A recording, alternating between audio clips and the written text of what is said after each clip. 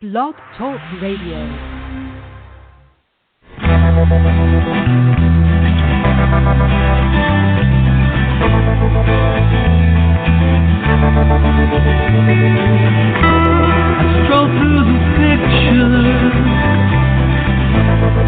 What I've left behind here once again.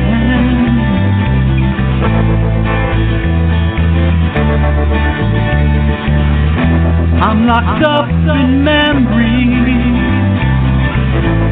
they all intertwine. The memories in my mind. I know tomorrow, 'cause that dawn will come. You will never know just what you have done.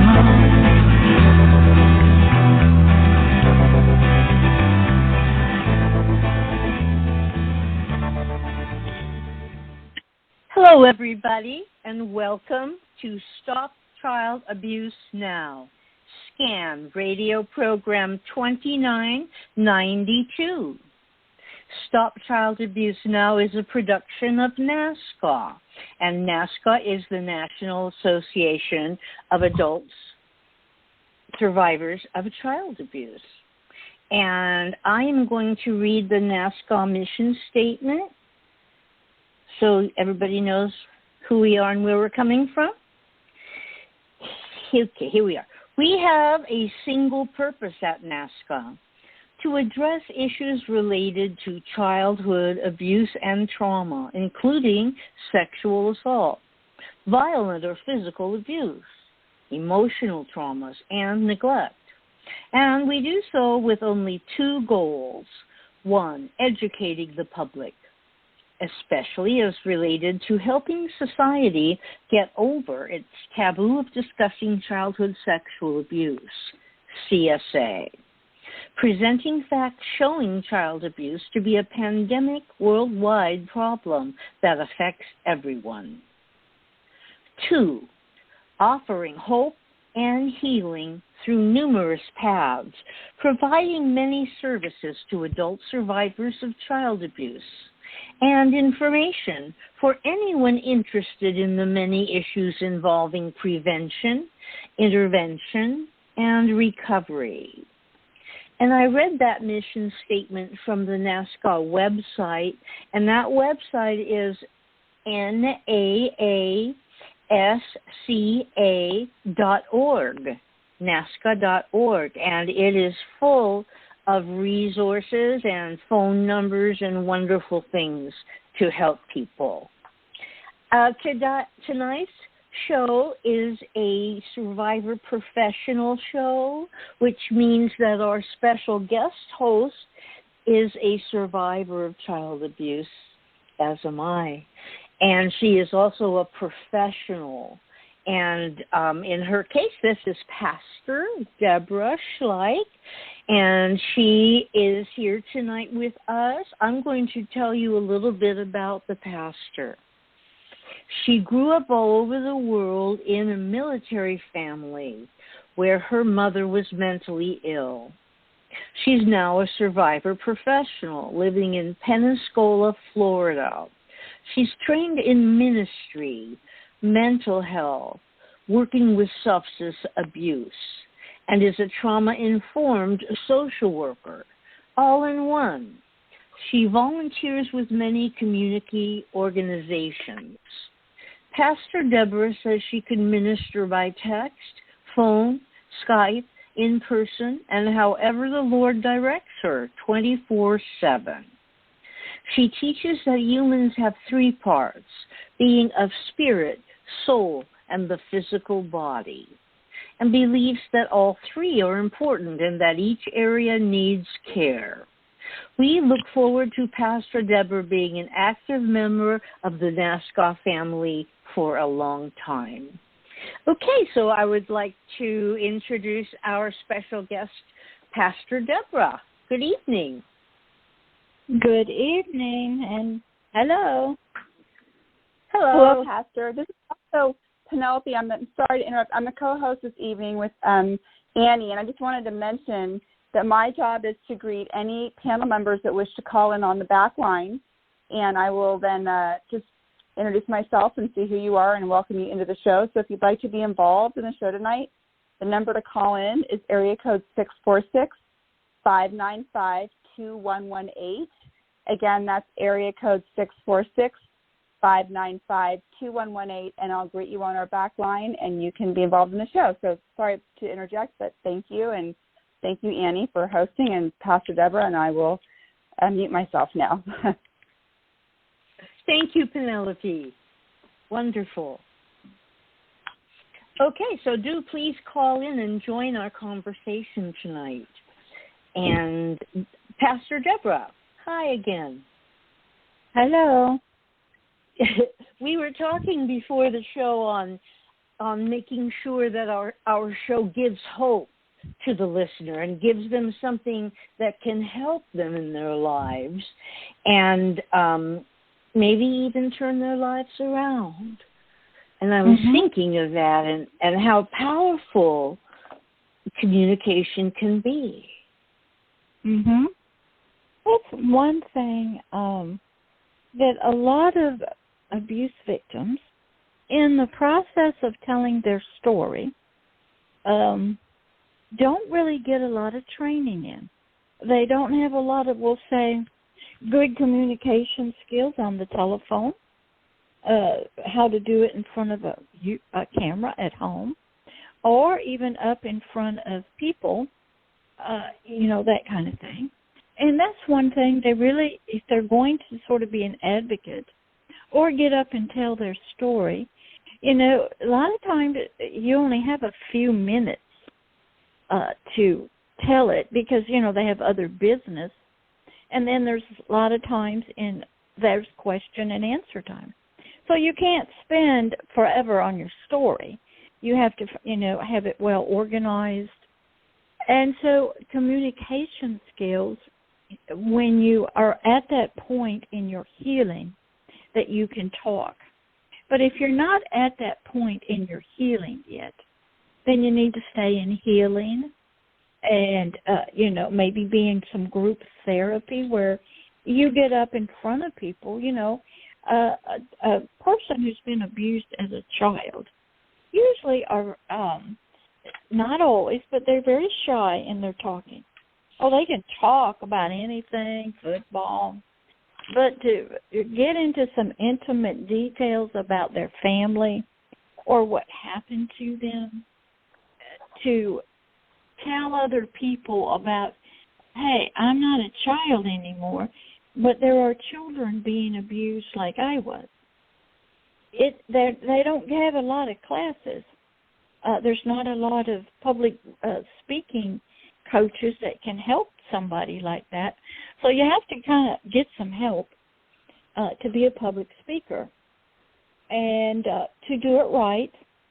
So, you don't kind of, laugh a lot when you shouldn't be or go on into a lot of detail, depending on the audience that you're with. And you should always be able to end your talk that there's hope, that I tell you this story about me, so you sitting out there who may have had the same thing. I always just looked at everybody in the audience, doesn't matter, church, pastors, community groups. I knew every one of them had had some issues as children, probably disassociate. And a lot of times your caseworkers, your social workers, they've had this stuff. Once you learn about the acute childhood trauma experiences, you learn that a lot of people go into the helping profession because they're trying to help themselves by helping other people. And so you have to know your audience, know that there's people out there sort of silently suffering, and they're looking for hope. They're looking for one word, one little reach with your words, your voice. You have to learn to be able to express hope and healing in your voice. You must be knowledgeable. You must be able to look at an audience, and the statistics are that 1 in 5 people, or 1 in 4, have had a mental health issue or are currently having a mental health issue. You have to know about grief. You have to know about family dynamics. You have to know about the effects of alcohol in a family, okay? Even if you didn't have it, to get up and talk to an audience, whether it's on the phone like this or on a YouTube or in a public meeting. But at the end of that, if all you've done is told your sob story, poor woe is me, because you want all the people to feel sorry for you and to come up to you afterwards and pat you on the back and say, oh, I'm so sorry that happened, then you have made your talk all about yourself. You've not offered any hope and healing to those in the audience. Remember, 1 out of every 4 people got mental health issues. Probably just about everybody had a traumatic childhood experience in some way. Of course, they're not going to talk about it. And so what happened is they don't get any hope. All they do is you're just interested in you. You just want us to pat you on the back, and you want us to hug you and love you, but you're not helping us. So I had to learn that. I had to learn how to look at the audience or speak, on the phone or whatever and go, I'll bet you there's people out there that everybody's got issues. If you had a pet die when you were a child, dog got run over, I boiled my goldfish. Traumatic for a child. If you had sickness or you lose a brother or sister or family issues, you got some issues and you may not have resolved them. So here they are now, they're grown adults, and maybe they've sought no therapy. There they are out there in your audience, listening on the phone, listening to scanned radio. Now what? What does your voice say to them? Do they hear hope? Can they say, yeah, I listened to her or him. They know that their life sounded just like mine. And they had something happened. Maybe it was, you hear it a lot, a football coach came along, changed my life, got me on the right path. Maybe a pastor. Maybe I got a girlfriend and they just loved me no matter what. Maybe it was a friend. Maybe I ended up in jail and there was a guard or a counselor in there. And they told me there was hope. And so when you're an advocate for something, and you've been through stuff in your life, when we all have, we need to be able to recognize people listening. They might still be in it, or they might be adults, and they have not had healing yet. And they need to hear your voice. Give them hope. Give them encouragement. Somehow, whatever you say can bring peace or healing. I think you had mentioned, Annie, that sometimes somebody hears a song and it just touches them. Yes. And they cry and they're getting healing. They don't know why, but they start crying. Or they hear a story about somebody getting healed, and all of a sudden they go to themselves, maybe I can be healed. Okay? And so we don't, like I said, a lot of advocates of everything, they're not taught how to do that to your audiences. Even if you're in politics, leadership, there's people that got issues. And their families are going through things. And And how do you help them through your voice? That's all they've got right here with us on the Blog Talk Radio is our voice. Whether we, giggle and laugh about things that might be important to us or in our lives, but means nothing to the listeners. Doesn't do a thing to give them hope. Help them through a day that's been depressing. Something like that. So I have had to learn how to, every video, everything that, I can tell some sad stories, okay, because we've all got them. But that didn't help anybody too much. That doesn't help them, say, seek out a therapist or to seek, maybe even go on the NAASCA group Zoom thing that they have. And, or seek a pastor out, or, sometimes people get lots of healing just listening to music, to certain music or tones. And some people just, I need to go for a walk. I need to go and just sit and be quiet and think about things that I just heard, okay, from that person who I don't know who they are. And we've all had teachers in our lives, coaches, friends, family members. Maybe they quoted some poem to us.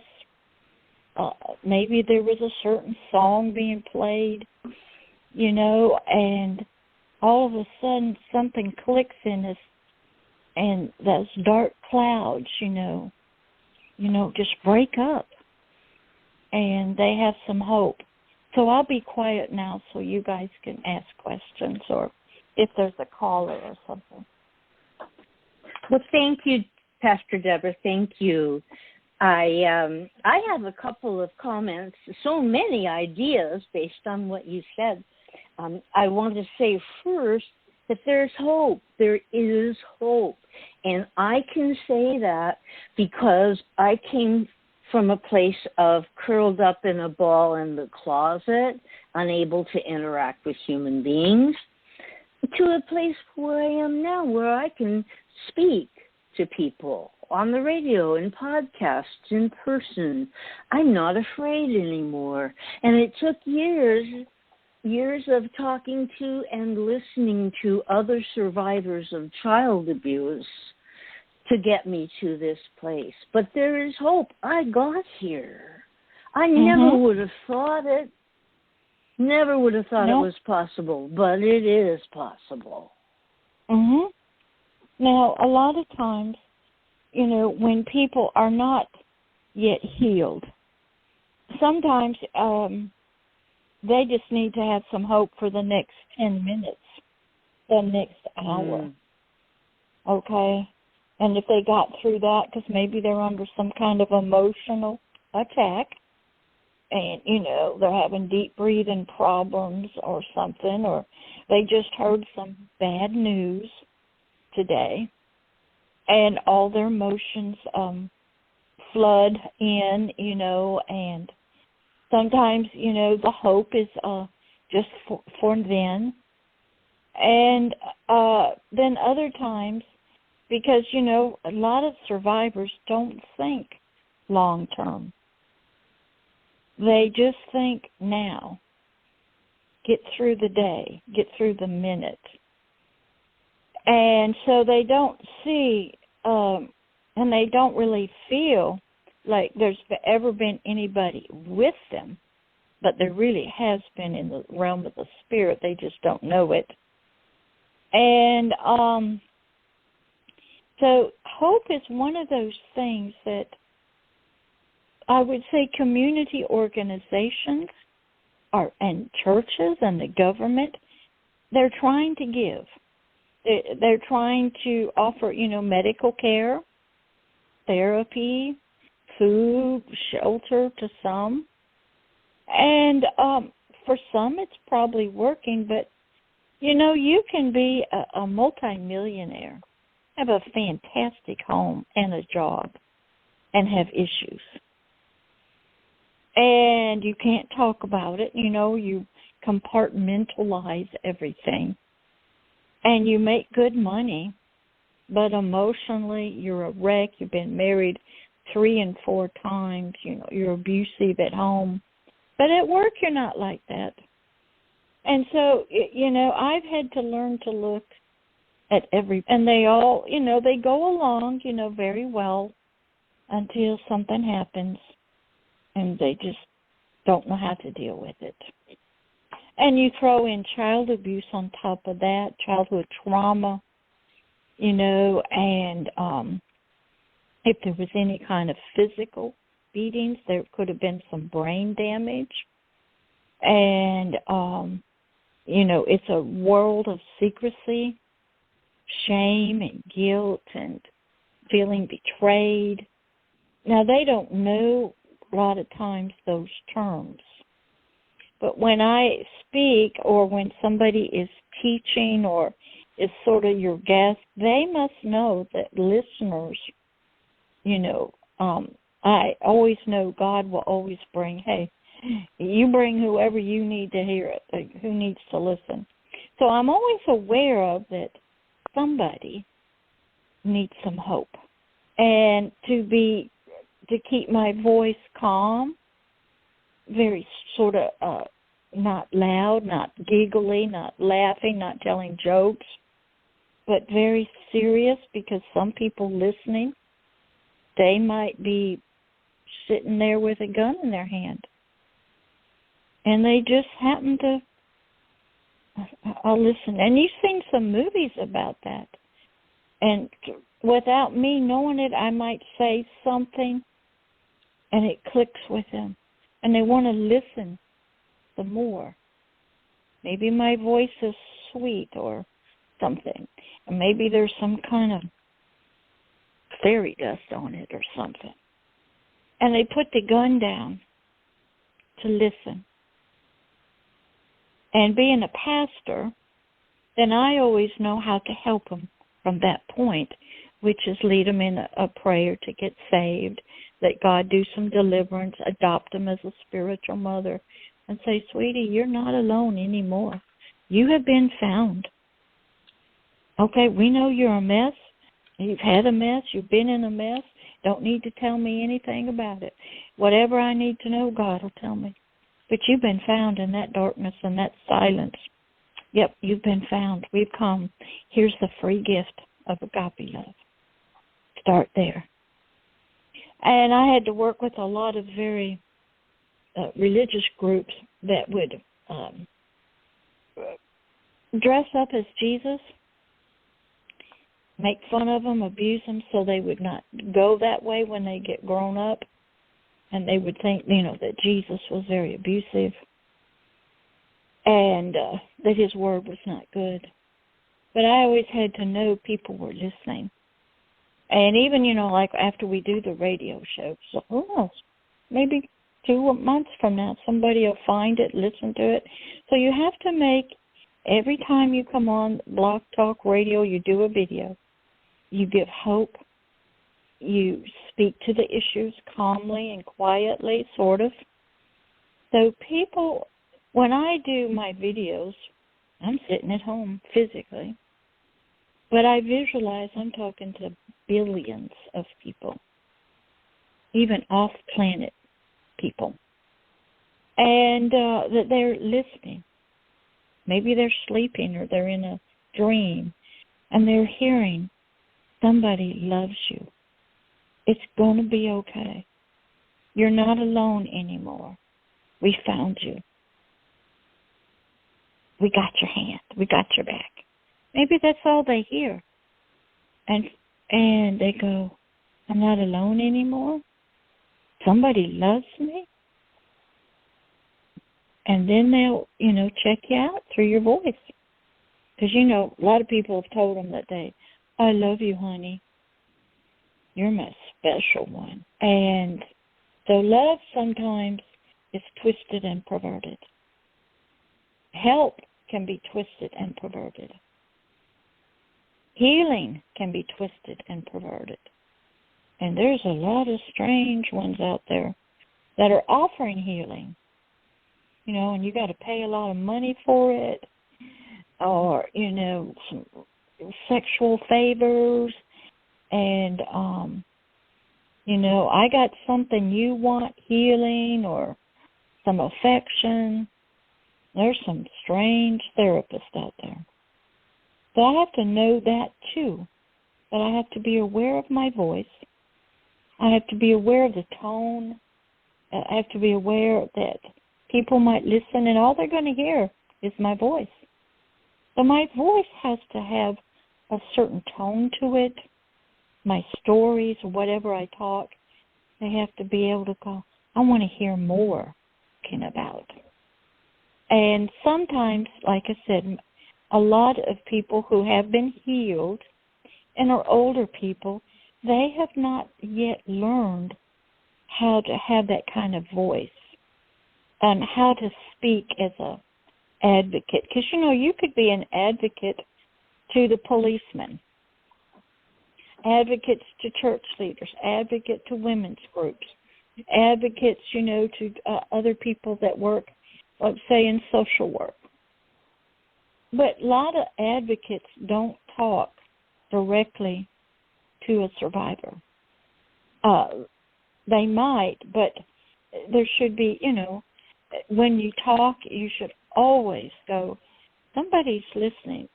And am I talking professionally? Am I just giggling? Or what am I presenting, on the phone here for NAASCA? NAASCA is a wonderful organization. And so I am aware that I represent it. I represent its goals. I represent what it was set out to do. And so I try to make sure that I know people are wanting and drawn to NAASCA based on what I say and my voice, my tone of my voice, the topics I talk about. So I will be quiet, Miss Annie, so you can ask any questions. Okay, well, I'd like to invite Penelope in to see if she's available and has any questions or comments. Are you there, Penelope? I am. Thank you, Annie, and thank you, Pastor Deborah. As you're talking about the advocacy piece and just the gift of contribution, and to think about when we do these shows and they're recorded, and they are listened to over time, and we can actually track that, and we see the numbers of episodes. Yeah, we see more and more listens. So it is true. We are planting these seeds, and so I do. For me, one thing that really helped me, and it wasn't just one song or one thing, but just the general realization that this healing from child abuse and sexual child abuse is a process. And, you mentioned looking, far into the future and then, day by day. And for me, the one thing that really did help is the whole concept of recovery, and that I understand that not every 2 days is the same, that some days might be more difficult, but there is hope because there are so many amazing days. And just because I have a bad day, I have a trigger where I don't know where it's coming from, doesn't mean it's part of the recovery. It's part of the process, and it doesn't mean that I'm not healing. Doesn't mean that I'm not moving forward. It's just, so for me, it was the concept of recovery. Just recovery. Happens, you can relate that to, let's say, if you discovered you have cancer. Okay, you're now a mid-adult, and all of a sudden, boom. Now, the doctors are saying we can do radiation, chemo, if we have to do a double mastectomy or other things, we should be able to lick it. They have hope. And most of those cancer doctors, that's why a lot of people go to certain places, because they have to have hope But they say it's a long process. In treating it, you're going to lose your hair. It ain't going to be fun. You might get sick.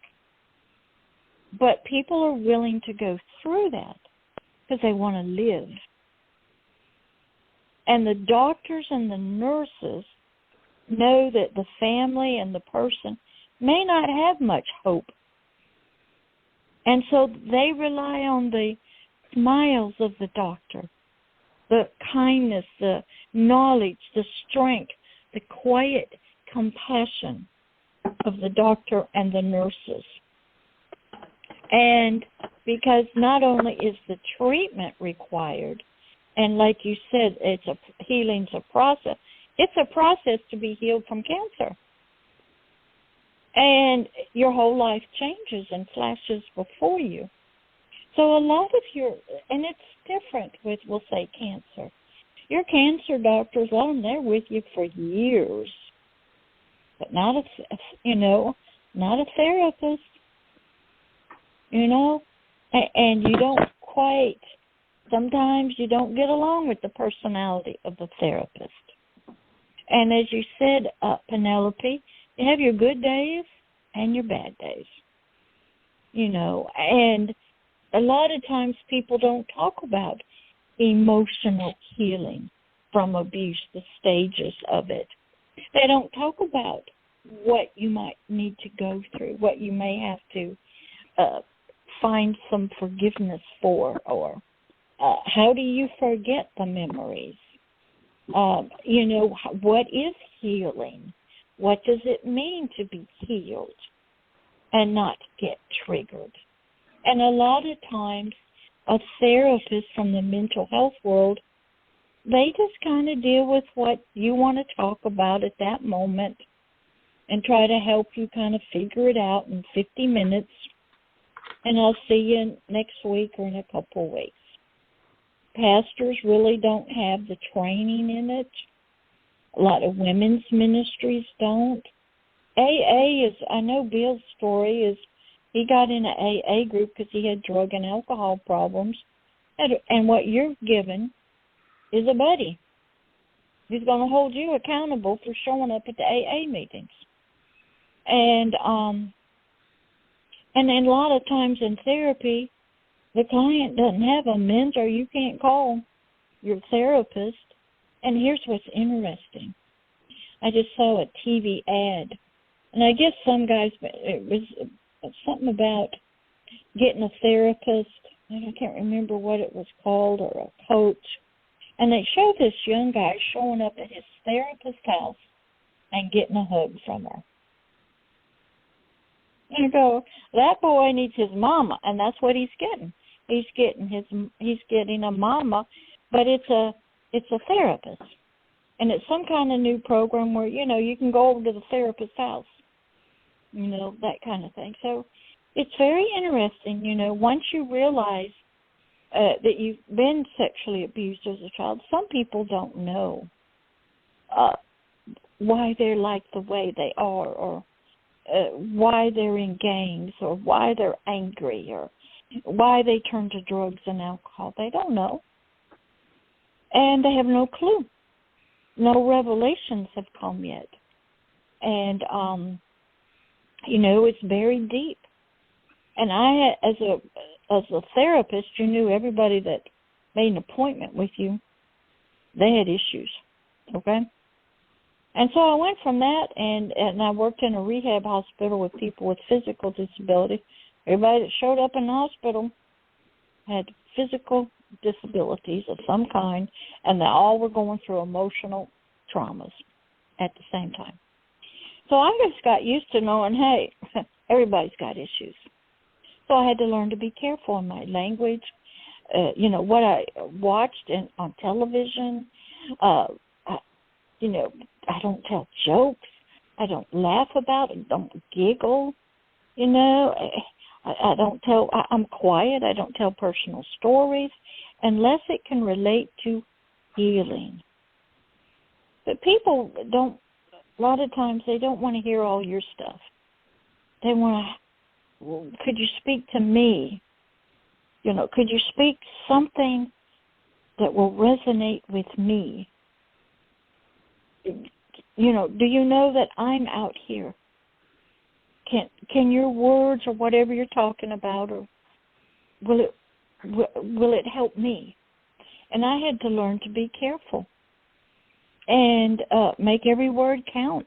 And I had to learn how to lower the volume of my voice and not waste a phone call, not waste a text, not waste a letter, not waste a video, because you never know who's listening.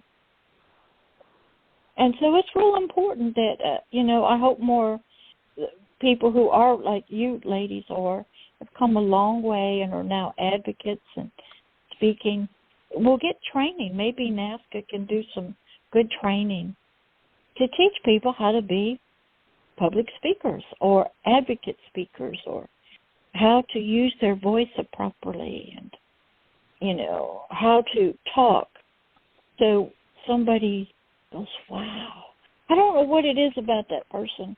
I want to hear more. They've got such hope in their voice, and I'm going to keep listening. Something like that. And a lot of survivors, they're very focused on themselves, but not on other people. And so they kind of get deep in their mucky stuff and thinking that's going to help other people, but it really doesn't. Because other people say, well, I'm in my own muck over here. How's your muck going to help me? But tell me how to be healed. Tell me the path to go. Tell me where to go. Who's out there that will love me? Something like that. So it takes a lot of training. I've watched a lot of videos on how to just talk on a camera, and how to write public speaking and how to do keynote speaking. And I did a lot of community, go put up a tent and talk with the public, and how to pray openly with people, and, how to be gentle and quiet. A lot of people in the faith-based community, they're very loud. When they pray for people, their gestures, when they're up in the pulpit, when they sing. And if you've been abused, you ain't going anywhere near that. Okay? It's too loud. You just kind of sit there and nothing. You put up your walls of defense, And it takes love and kindness, asking nothing, and to bring down the walls of a defense, let their guard down, so to speak, so your words can come in and give them hope. I had to learn how to do that. So I'll be quiet now again. Thank you, Pastor Deborah. And I just want to say that your tips on advocacy are so wise. I'm thinking maybe you could offer training in advocacy for NAASCA. Just a thought. That'd be, a lot of it's done, like I said, I watch a lot of videos, okay? And even the music you use. Some people, they're great, have a great topic. I can't hear them because the music they're playing is too loud. Or their voice is too, especially with men, they seem to be louder. And everybody, a lot of times I listen to you guys. I can get it on my computer. Sometimes I just turn it off because it's nothing but laughing. It has nothing to do with healing. Sometimes the men are too loud and they feel too pressed. They want to tell their whole story, but you only got an hour and a half. But if you're haven't had that kind of trauma, then no, okay. And so I had to learn, it doesn't matter what kind of trauma you had. It doesn't matter if you're a male or a female. Speak English or don't speak English. The soul and the spirit react the same. It's lonely. It feels no love. It's all been shamed, rejected, abandoned, abused. Everybody's had out-of-body experiences, near death, They live in fear. They hide. It's like a little person behind a curtain that's afraid to come out. And I had to learn that. And so I'm just saying, advocates, they need to have a course about speaking in public, on the radio, on videos, in support groups. A lot of people love, those support groups. They can be, you can go and, well, let's hear what Susan has to say. And Susan starts talking about her abuse. She will trigger everybody there by her story. And everybody gets triggered. And now is emotionally upset. Nobody can heal because of her story. You don't have to tell the gritty, nitty stuff to other survivors. They need to hear, I had a bad life, I was abused. I'm not going to tell you all the details because you guys have probably been there. But what I want to tell you is how I found healing and the journey I went on and how I had to do it day by day. See, that's what's not in a lot. I sat in a lot of support groups, and everybody wants to tell their story. Well, because I hadn't been able to talk about it. But your story could hurt somebody else and trigger them and cause them emotional devastation by listening to your abusive story. So you have to be, and I've sat there and the group therapist or the leader, well, let's hear what so-and-so has to say. And they get all angry because they got triggered. And then they get angry at the one that spoke. That's not healing. Because everybody's angry at somebody. So as an advocate, you have to learn what to say. You got a bunch of little kids that want a mommy, they want to be loved, they want to be accepted just the way they are. And I always tell them, you don't have to tell me anything. I already know everything about you. I know exactly what happened. I know exactly what it felt like. Been there, done that. And what I don't know, God will tell me. You don't have to tell me. And I would do that with some of the most severest people that's ever been abused. And what they would do is some of them would want to write about their life. So they would write me letters about it. Okay? And when they called me, I said, that's okay. I still love you. You're worthy of the love of God. You are beautiful. You may not know it. You may feel dirty. I had to learn how to work with multiple personalities in my home. I had this one young girl, name was Amanda, sweet girl. I brought her into my home to help her. She was homeless. She ends up under a bed. A part had come up. She didn't have any clothes on. Now, she had clothes on, but the part that came up, didn't believe she did because she felt she was naked. I said, would you like some clothes? Because you could see she was shivering. And she says, and I knew what it was, so I had to verbally say, it's okay, sweetie. Here, let me get you some clothes. And I'd reach my hand with nothing in it, say, here's a jacket, here's some pants. Get dressed, and you come out when you feel safe. I had to deal with that, okay? Because boom, it happened. And sometimes it's the seasons of the year. Sometimes it's perfume, cologne. Boom, they're triggered.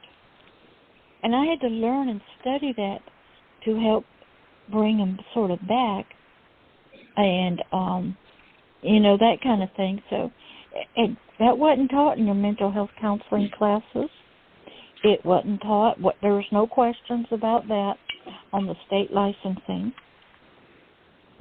Master's level people really don't deal with that level of abuse. Some psychologists do, They do a lot of the mental status, Beck depression, the Minnesota multiphasic personality testing, the Rorschach, all of those kind of things, probably others now. And then a lot of times your psychiatrist, they do a mental status evaluation. And so the master's level person never really got a lot of that. And the church, they don't know anything about it. So I got thrown into it and had to study and read books about people in psychiatric hospitals and how they were dealt with. And I had to learn that people got issues, okay? And you need to learn how to speak to them in meetings, be able to look to see if their eyes are even looking. But here on the radio or on, like, say, YouTube, you know, even in a webinar or a seminar, I'm looking at, you know, the people talking. I'm listening to their voice. I'm looking at their whatever they have and seeing, you know, what the topic is. You know, because you can educate people who are therapists. But did you know one out of every 4 therapists have been abused? Okay, they've all come from a childhood with adverse effects. And just a minute. So hopefully, you know, you will learn that sometimes just when you talk to people, maybe in Walmart, and you just say in a nice to the greeter, bless you. It's so nice to see you here. I just enjoy seeing you. And just that one thing, that one kind word and kind recognition, you don't know what they're going through, does something. So I'll be quiet again. Thank you, Pastor Deborah. And I'll go to Penelope again. Would you like to comment, Penelope? Oh, thank you, Annie. Can you hear me okay? Yes. Okay, wonderful, wonderful. Well, as I mentioned before, I mean, I think that it's very interesting to know that when we're seeking help and we find a therapist and we think it's a good fit, you know, we have to remember that therapists are human too, and a lot of times they have had their own experiences, and I think there are times that, especially if you've been seeing a therapist for a while, that you have to remember that. And if things are not, you're feeling of a deep, you know, we do, I feel as survivors have an uncanny, at least I have an uncanny sense of, I have highly intuitive. And there are times when I wonder, is this their issue or mine? So I think part of the recovery process too is trusting yourself. And even those in helping professions are human.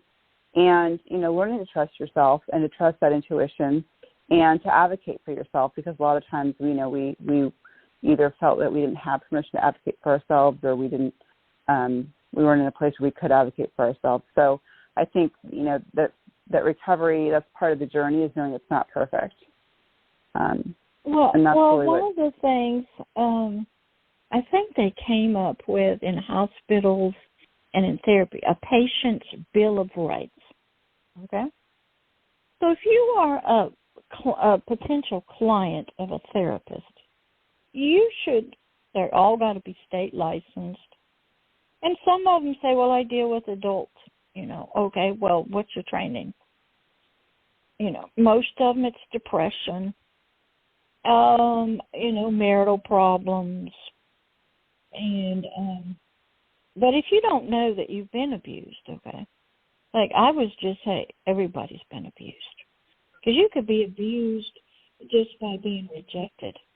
If you were the firstborn and then a child come along, hey, mama has to take care of the second child, you've now been neglected and abused. And some things travel the family. And sometimes you get abused by a neighbor, okay? And you don't tell anybody. Or your first date. And there's a lot of strange family traditions and cultures. and all kinds of things. And our nation is highly sexualized in many different ways. And it was still going on before rock and roll and Elvis and, humanity is a sexual being. And men have been looking at women and kids. You study history. Rape has been used in war. Children have been sold into slavery. Even the Roman emperors, they had little kids they raped. And, all kinds of stuff. It's not anything new. It's not anything unusual for human nature. And so in mental health, though, the counselors learn that 1 out of 4 got mental health issues, had issues. Even if you grew up in a nice family, maybe had lots of kids, went to church, things happen in those families. There's a great story about, have you heard of the Duggars? I think it was a couple that had 12 or 20 kids or something like that. And the oldest boy was a pedophile. And he's in prison now. Dear. Okay. And they were homeschooled, good Christian people. Happens, and so it doesn't matter what culture you're in, what religion you're in. Sex is a part of human nature. And once you get into studying it from a spiritual context, this is where they have tried to figure out how to stop men from abusing people sexually. Do they chemically castrate them?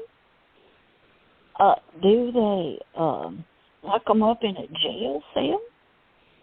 To take them out of society? Do they give them that, what is a sexual pedophile, and they wear an ankle bracelet? They've been trying to figure this mess out. But once you study it from a spiritual standpoint, in our soul, there's something called lust of the eyes, lust of the flesh, the pride of life. And how you'll spot it is let's say if your body, here's the lust of the eyes. I look at something and I want it. It looks pretty. It looks soft. I want pleasure. And for men, sex was a way of also exerting their male strength, their prowess, their authority to dominate. They get pleasure. They don't care. I mean, they got some cultures that, they just do it with the sheep. They don't care. And now we know, hey, men with men, women with... It has been there since day one. And every generation sort of has to deal with it. It is in religion. Okay, we have discovered, I think it was the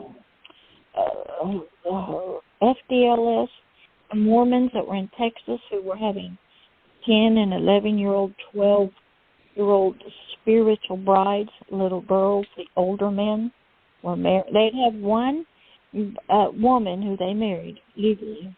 Then they had all these little spiritual brides. And they'd marry them as soon as they wanted an innocent child. It goes on in religion.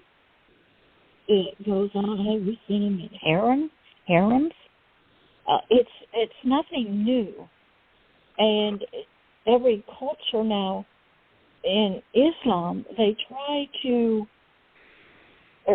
by covering up the female, even her face, they're trying to stop the male from having a free-for-all party with him and getting sexually excited by even seeing their eyes. But that doesn't stop anything. And then you have the concept of what they're taught, what a woman's for or a child is for. They're my pleasure, my property. I can do whatever I want to with them, and nobody's going to tell me I gave them life. So you have a lot of issues that the perpetrators, and I had to learn how to love them as much as the one who's being abused. I had to give them hope. You're a mess. What you did is a crime. You may need to go to jail, but we're going to love on you and we're going to help you because you need healing too. So I had to walk this walk to love the bad guys or bad women, and there's a lot of them as well. And for my voice and how I talked, how I presented whatever I said, had to even reach them. Because we don't want people to keep doing this. And so, we want, this to be stopped. But how do you teach men to control lust? It's a fire that burns. It's an itch that has to be scratched. How do you stop it in a family? Is there generational things going on? Is this just what they do? Why would they do that to a child? What is their brain thinking? What are they thinking? Do they even see you as a child? Or are you something to be destroyed and, be perverted and soiled? Or are you something as a child to be dominated? Or are they so desperate, to scratch that itch sort of? And what happens during that time, and then when you study, adrenaline is going, dopamine is going, their mind, their images, they're lusting, and it's just, you can't stop them. Okay? A lot of times, warfare, when a soldier is fighting, he's in that same mode. And that's why, when you get people in fights, you can't, the adrenaline, the hormones, it is so chemically charged up in the body, and the mind is so set on what it wants, you're going to have to shoot it to kill it before it will stop. Why do they pick on little children? Children are innocent, they're sweet, they're loving, and can't fight back. So there's other things going on inside the head of the perpetrator. Where did it come from? Was he taught or she taught that? Because there are women who abuse their little boys. Were they taught that by their parents, their grandparents? Did society teach them that? Did movies, music? I had to study hard.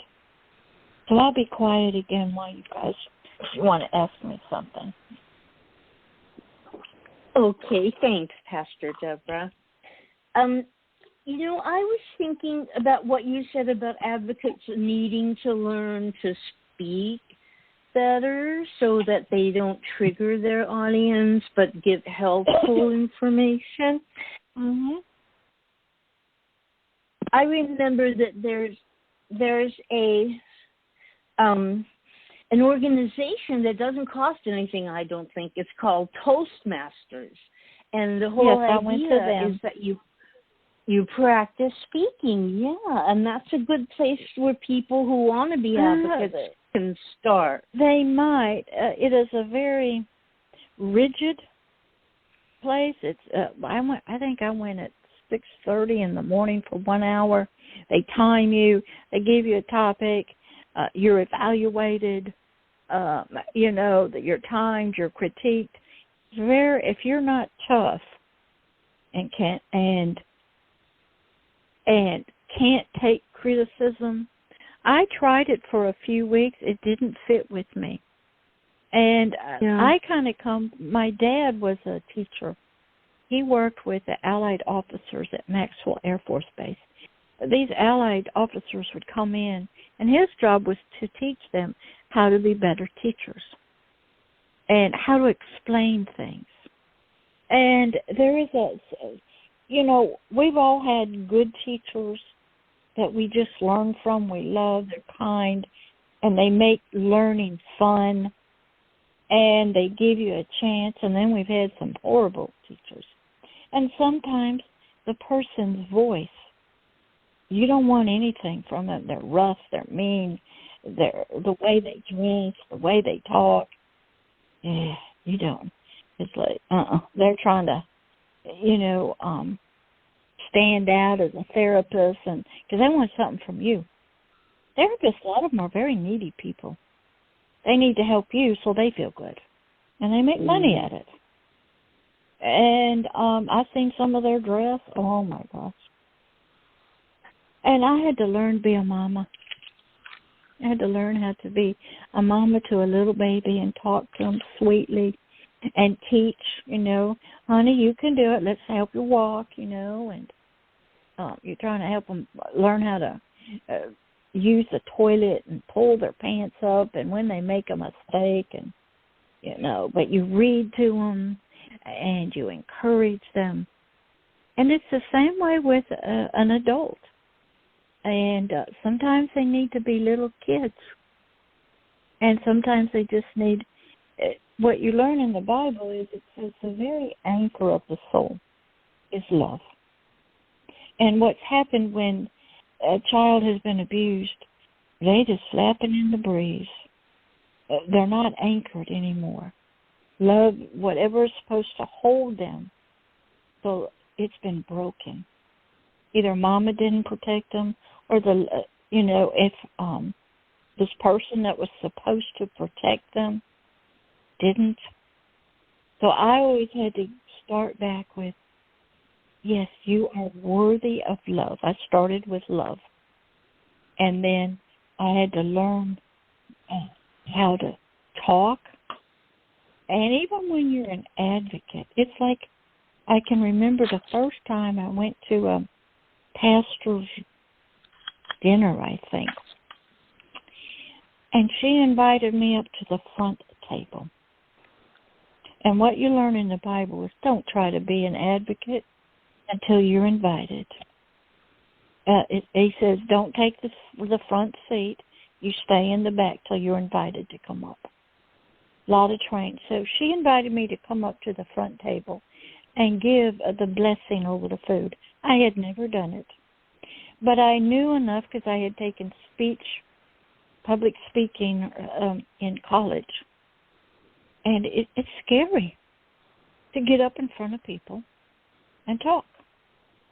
And then when you have to get up in front of people and pray. Okay, it takes practice. And a lot of advocates don't have that. They don't have a mentor that can say, okay, what we used to have to do in pastor is write a sermon, send it in, have your transitions. And I didn't do very well that way because I was just sort of a natural talker. But you have to have 3 points. You have to have, maybe 45 minutes. You have to come to conclusions. You got to have some little jokes in there. Because you have to understand how people think. They can't take too much of heavy-duty stuff for a long time. Tell a little joke, come back, go slow, tell another little joke. Because people in their brain, intense knowledge, they can only listen to it for a little while. Then you need to take a little break, get up and go to the bathroom, so to speak. That was heavy-duty stuff. Okay, you come back, and now you've had a little break in your brain, and you can get a little more heavy-duty stuff. And then I had to get up in front of my pastor and give a sermon while he's judging me. But this was all when I was first learning. And then when I was learning how to be a chaplain in a hospital, they'll follow you around every room, watch you pray, how you pray, and talk to people before they release you to spend the night in the hospital as a chaplain overnight. And deal in the emergency room, life and death. You got followed, you got mentored. They watch what you pray, what you talk. There's somebody standing there. I've had that. And a lot of advocates don't get that. And they don't get that mentor along the line that says, look, you've been assigned to me, and I'm going to be with you. This is the mentoring program to be an advocate. To how to tell your story within 10 minutes because you only got 20 minutes keynote speaking, how to give a keynote speech, tell some part of your story, but give these people hope, because everybody needs hope. And if you don't have that, then you kind of just, the advocates have powerful stories to tell, but they can go on and on and on, and you don't get anywhere. So it's everybody needs to be mentored. They need training. They need education. They need practice. Like, you could set up, okay, you're going to tell your story on Zoom. You got 20 minutes, and I'm going to look for certain content in it. You know, a lot of us used to do this. You know, we'd read a book. We'd have to write a book report. Do you remember those? Mhm. And we had to come to conclusions, and we had to put in 3 points and stuff. Okay. And advocates, if you want to be believed, if you want to go and talk in front of Congress, if you want to be let people listen to you, that you've got something that works, that you're intelligent. Yeah, you've been through it, but you are not only can you help change governmental policy, but state laws. You can help change the therapy world. You can help change support groups. You can help change and give hope to people. Okay? And so advocacy is very important. And it's learning how to do it and how to speak, how to dress, how to make videos, how to do Zoom, whatever they call them, webinars or something, how to, sometimes you got 5 minutes to speak. Okay? That's it. What you going to do with 5 minutes? And advocacy is not laughing and giggling and just telling all about your story. You've got to have knowledge. You've got to give people hope that, okay, something bad happened to 1 out of 4 of us, if not all of us. But there's hope. How do you get there? What's the road you travel on? Where do you begin? And when they leave and you're, say, here on NAASCA Blog Talk, somebody can go, that makes sense. And that one thing she just said, I'm going to go. You know what I got on my website? I got some songs. One by Stevie Wonder called For Once in My Life. Now, his song is singing about, for once in my life I have a love. I'll never be alone again. And he's talking about human love, but God means it to be a spiritual love. I got the Village People singing the YMCA about, young man, you can turn your life around if you just put your pride in your back pocket and go right there to the YMCA. There are wonderful songs out there. Elvis Presley had that one called I Got a Dream. He said there's too much clouds, rain. But if there's just a light, candle still burning in the dark. Okay? So there are songs that will give people hope and that will give them, you guys might want to change your song here on blog. It's kind of depressing. It doesn't give anybody any hope. Say, hey, I'm still locked up, still controlled by and locked up by these memories, and I ain't getting out pretty much. Okay? And so you might want to change the song to one of that's, I had memories that had me locked up, but I found hope and love, and I'm well on my way. Something like that, So you have to use everything that will give people, because I think that's one of NAASCA's, foundations or goals, is to provide hope. And you can be an advocate on LinkedIn. Never see you guys out there. I'm going to take this thing, make a video of it, and it's going on LinkedIn and Twitter. Wow. Okay? I don't see you guys putting any of your things out there I don't see them out there. I check the YouTube channel. Aren't any new videos, aren't any teaching, aren't any prayer stuff, So you've got to be active if you're going to be an advocate, not just on the radio station. And, there's a lot of community events you can go to. I've done those. And they're okay if you like them. Got to have your little table, and your handouts and stuff like that. And you can have community groups. But right now, social media is the outlet where people are getting out. Movies, webinars, kids in virtual schools, and all kinds of things. You can go around the world on social media. Yeah, I'll take this one tonight, and I'll download the thing. I'll make a video, put the NAASCA thing, and I'll upload it to my YouTube channel. It'll go on Twitter, and it'll go on the website, and it will go on LinkedIn. Wow. And, okay, and so you have to be busy, and I'm sure some of the different nights, the topic may be too heavy to put out, might not be appropriate for many different reasons.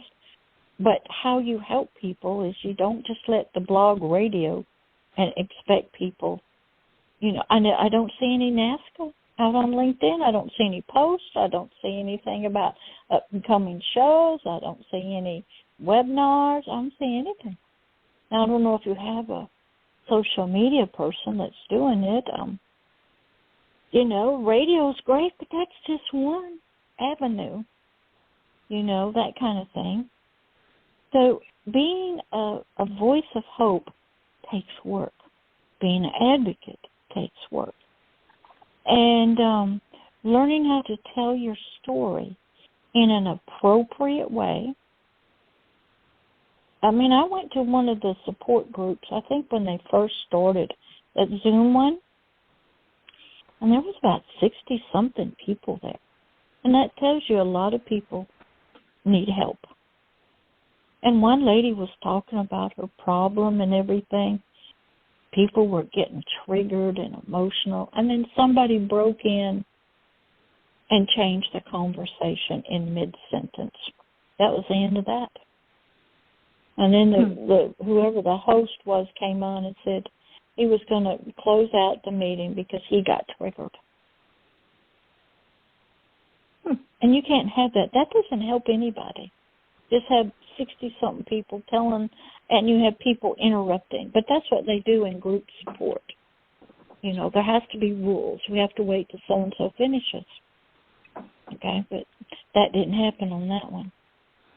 So if I was looking for help, I wouldn't go to that thing personally. But, and because it doesn't, if you've been abused and you're not fully healed, you're going to get triggered. You've got nothing to offer anybody because you got no answers. You can't tell anybody about therapy. You can't tell anybody how to get healed from all the stuff because you're not there yet. And you're just listening and being re-traumatized over and over and over and over again. And what happens is we got a lot of people that need healing. And they need to, it's like if you had cancer. You got to go to the doctor and start your treatment. And it's not nice.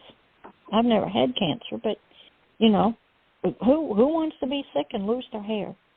But they don't want to die. So they'll go through all that. So they'll live. And a lot of these people, they just want to sit in their muck. And if they can get somebody to listen to them and steal your energy and your time and have no intentions of going into therapy or anything, then they're just there. Well, I'll be quiet because it's up 8:14, and you guys can sort of finish up this, whatever you want to do. Thanks, Pastor Deborah. Yeah, we got about 15 minutes left in the show, and it's been a wonderful show. I would like to say to the people listening that NAASCA is always looking for volunteers.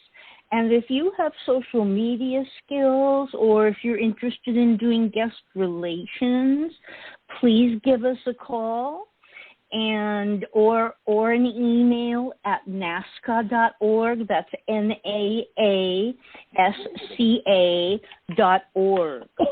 And the guest call-in number is 646-595-2118. And you can call in still, even though there's only 15 minutes left. If you have any questions or comments, we welcome you. And let's see what else I wrote. When we were talking about hope, I wrote down talk about it. That's the hope. And in my mind, the more we talk about it, which means being an advocate, among other things, the more we talk about it, the more chance we have of getting people to quit it. You know, if we take away their secret and say, we know you're doing this to children, and make it a big topic of public conversation, then maybe we can stop it. No, ma'am, you're dealing with lust of the eyes and the biology. I know it sounds good, but you aren't going to stop child abuse. Men and women are both guilty of it. You're not going to stop cruelty to animals. You're not going to stop it. So what I had to learn was, I had to come to the conclusion, okay, it's going to happen. Just the way it is. It's in culture, tradition, religion. It's a part of our biological makeup, part of our brain. It comes from childhood. It comes from... I had to know it was going to happen. And I had to be there to pick up the pieces from both the one who did the abusing and the one who was abused. That's where you have to sort of, you're fighting, trying to stop a waterfall. Okay? If you study the history of child abuse, you're going to go back to the very early man, caveman. Okay? It's not going anywhere. Now, can you change the legal system? That's always a big controversy. What do you do with a child pornographer? What do you do with the children who are being abused on the videos? You can't find them. How do you stop a man from having self-pleasure? Okay? He has a right to make himself feel good. He ain't hurting anybody but himself. But what is he doing? His eyes are looking. Even if you blinded somebody, he has thoughts of it. Okay? They've tried all sorts of things, lobotomies, chemical stuff, sexual, castration, chemical trance. It doesn't stop the brain from wanting, lusting. But you can help them on both sides, the perpetrator and the one who's been abused. But you have to provide hope, teaching. You have to be able to teach to them, why is this wrong? They might tell you, what if a man says, I don't remember doing it? Because they disassociated. They blanked out. What are you going to do? And the child doesn't remember it. Okay? So you have to, my job is to help both people. Okay? If you can stop the perpetrator, then he won't do it anymore. And they're trying, putting them in jail, but then they let them out with ankle bracelets or give them the sexual predator thing. You can still live in the neighborhood. We want you working, making money, raising your family. Okay? So that's not really going to happen. It's never going to stop. All you can do is sort of like, how do I explain it? A hospital, this is explained, is a receiving facility. They try to do some health education. classes, healthy eating, but they are there to receive you when you're sick. Then when you show up, that's when they kick in with all their knowledge to bring healing to you. And then say, look, to have a healthy heart and not have this again, we need to lose some weight, exercise, okay? But prior to that, they have health educators out there in the community trying to tell you, about being healthy and stuff. But typically they were receiving when you get sick. I didn't try to stop it, okay? And, some of the prayers I prayed, I did. But my goal was to help everybody. That perpetrator who abuses a child deserves your love, deserves healing, deserves help, just as much as the abused child, okay? And they all need help. So that's where I had to come from with, even him or her or whatever, they need help. There's a lot of women that are pimps. They're the mothers of the brothels. They're participating in this stuff. They sell their kids into trafficking and into the sex trade. They're the madams of the prostitutes. They're just as guilty, as the men. So all you can do is be there for all of them and say, this is not good. It's not right. You got some issues, and we need to get you healed so you won't do it again, and then get you out there speaking to help others. And a lot of these people, they travel in circles where you and I will never go. And they have groups of people they hang out with. And when they get changed, they go, what happened to you, man? You ain't the same person you used to be. No, I'm not. I ran into this group of people called NAASCA. They gave me hope, got a mentor, got some teaching. They prayed for me, and something changed in me. What I used to do, and you guys all know what that was. Yeah, we know. I don't want to do it, and I don't do it anymore. And then he would say to his friends, there's hope for you. And then whatever he learned from, we'll say, NAASCA, the hope he got, the information, he passes on to others in his world. And that's how, it sort of works.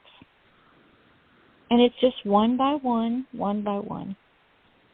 And so hopefully NAASCA, can provide some training for some advocates. I think I wrote Carol Levine, is that her name?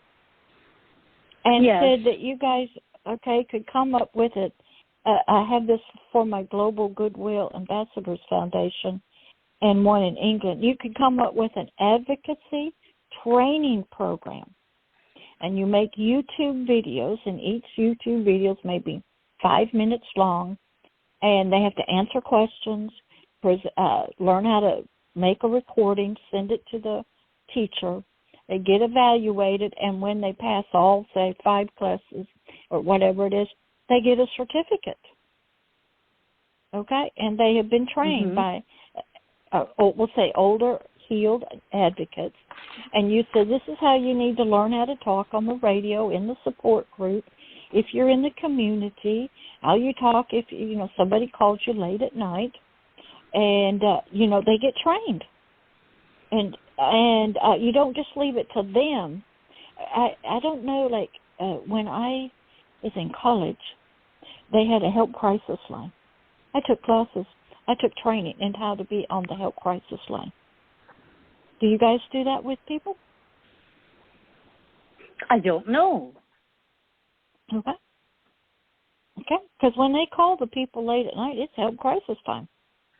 Okay. Yeah. And so they also need how to be public speakers out to the community. What you say, what you don't say. What information does NAASCA want handed out? Does NAASCA provide the tables, the tents, all the stuff that they can give to these people to go out and put up a NAASCA tent? at all the community events. Okay, I don't know if they do or not. But you can have, I took a thing from the UN.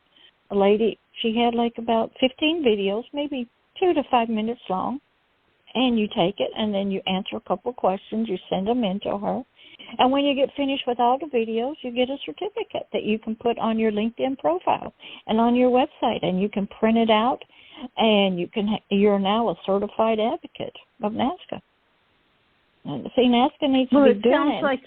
sounds like it's a fabulous idea, and I'd be glad to work with you on developing it. That's fine. I don't want to do it, but I'll work with you.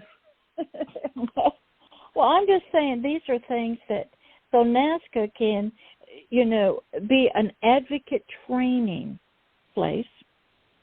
And so that every Blog Talk Radio, when somebody comes on, okay, I'm sure you got training, didn't you, when you were going to be the guest and the person behind the scenes? Yes. Yes. Okay. Well, some guests know how to do that. They're professionals. They're out on the speaking circuit. They're doing seminars, conferences. They're making webinars, okay? But others don't. And you want to have the best speakers. You want the voice of NAASCA to be identified with qualified people, okay, that can bring hope and healing to everything that NAASCA does, whether it's just a guest host, and if you want to make advocates who can go and speak to the United Nations or to judges or on behalf of children, they need training. If not, you just kind of stay a peer-to-peer support group, and that's about it. Okay? And it's just peer-to-peer. And sometimes, I've listened to some of them, they're just laughing and talking about their day, and it had nothing to do with child abuse, no healing, and I just quit listening. And it ain't going to help anybody out there, and it brings nothing. No professionalism, no hope, no advocacy. It's a bunch of people just, what they call it, fellowshipping and gossiping in church. Doesn't help anybody. So it is now 8:28. Got 2 minutes, and I will see you next month. And I'm going to take this as soon as you get it up and it'll go out on LinkedIn and Twitter and the website. So you be blessed, and I'll be back with Wonderful. You guys, I think, next month. We'll see you again next time. Thank you so much.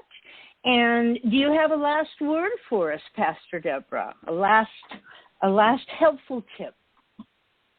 There is hope, and sometimes it'll come in your dreams, through a song, through a quiet moment looking at the sunset or sunrise. You are loved. You are worthy of the love, and don't you give up. You have been found out there in that darkness, and you have people that love you. That's you. What I have to. And I'd like to thank Penelope for being here tonight too.